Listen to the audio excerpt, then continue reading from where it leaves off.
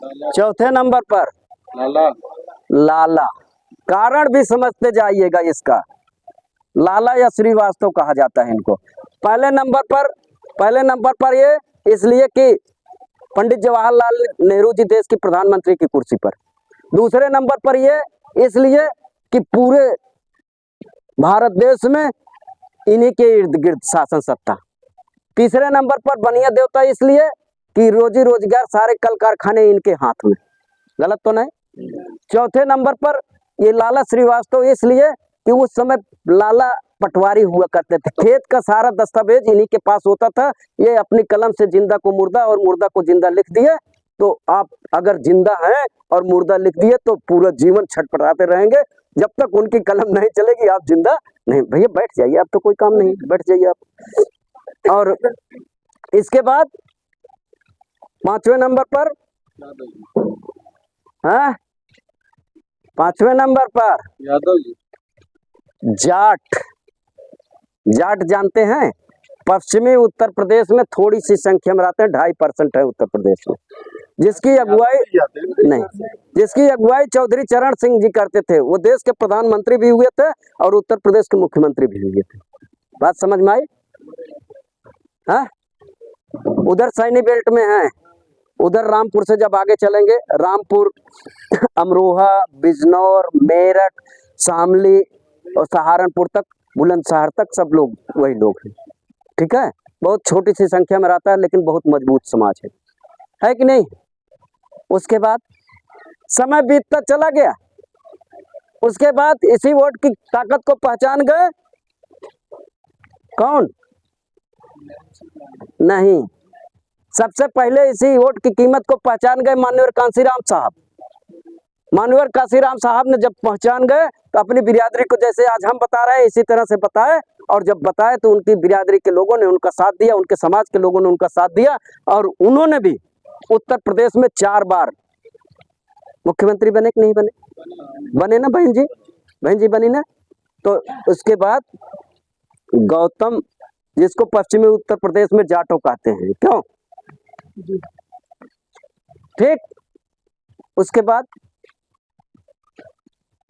बाद भी अभी तमाम जातियां हैं। पटेल,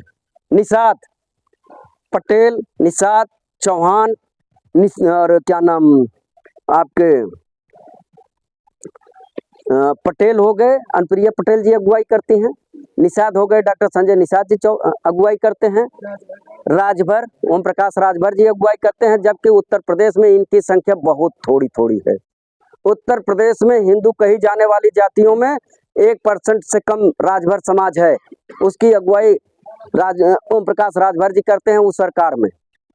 दूसरे नंबर पर उत्तर प्रदेश में पटेल समाज, उनकी अगुवाई पहले डॉक्टर सोनेलाल पटेल जी करते थे। 14% रहते हैं, 14.3% रहते हैं। उसके बावजूद भी आप लोग कभी सरकार का मुंह, तो कहीं ना कहीं बताने वाले जो लोग हैं आपके, इनके लोगों ने तो इनको बताया कि राजा बनो, हर जगह कब्जा कर लो सब आपका, लेकिन आपके लोगों ने आपको ये बातें नहीं बताई। आपको क्या बताया कि मैं बिरादरी का हूं, आपकी जाति वाला हूं, आप हमें वोट कर दीजिए, हम सांसद, विधायक, मंत्री बन जाएंगे, हमारी पत्नी बच्चों का तो भला हो जाएगा, आपके बच्चे जिए चाहे मरे। कारण क्या था? उनमें उनका इंजन एक था, अपने में इंजन बहुत है। चलिए, ये कह रहे हैं, क्या नाम भैया?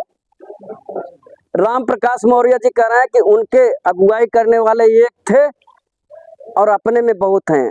चलिए, बड़ी अच्छी बात है, लेकिन अभी सारी जानकारी आप लोगों को नहीं है। कोई भी, जितनी जातियां मैंने बताई हैं, कोई भी जाति ऐसी नहीं है जिनके यहाँ नहीं चलता, वो भी याद हो। और अभी 2017 में वो जो हास्य कलाकार आते थे टीवी पर, यादव जी, क्या नाम था उनका? राज। उसके बाद मनोहर कांशीराम साहब ने पार्टी बनाया, बहुजन समाज पार्टी को सरकार में पहुंचा दिया। उसके बाद आज भी पार्टियां बन रही हैं। रावण साहब को देख ही रहे हो आपके पश्चिम में, चंद्रशेखर रावण। लेकिन समाज किसको ज्यादा मानता है? बहन जी को अपना नेता मानता है कि नहीं मानता? तो और देखिए, जाटो समाज में जितने बड़े नेता पैदा हुए हैं, आज तक मौर्य बिरादरी में इतना बड़ा नेता ही नहीं पैदा हुआ। बाबू जगजीवन राम जी देश के उप प्रधानमंत्री थे। बाबू जगजीवन राम जी जाटो गौतम समाज के थे, जानते हैं? देश के उप प्रधानमंत्री हुए। और इसी तरह से मोतीलाल वोरा जी मध्य प्रदेश के मुख्यमंत्री और उत्तर प्रदेश के राज्यपाल हुए, इसी जात के हैं भैया राम प्रकाश जी। जानते जाइए, आपका सवाल है इसलिए सब लोग जानिए।